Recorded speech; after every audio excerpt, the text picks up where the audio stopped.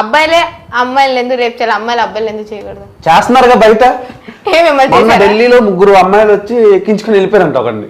తీసుకెళ్లిపోయి రోజు రాత్రి అంతా మార్నింగ్ తెచ్చి అలా దింపేసాడు. అదృష్టం అంటాడు, వాడికి ఎక్కడ మచ్చుంది. ఏం మాట్లాడుతున్నావు నువ్వు అసలు? ఇప్పుడు ఒక అమ్మాయి సెట్ అవడానికి ఎన్ని కష్టాలు పడుతున్నప్పుడు 3 అమ్మాయిలు సెట్ చేసుకున్నారంటే వాడికి ఎక్కడ మచ్చుంది. అందులో మీరు పాజిటివ్ చూసుకోవాలి.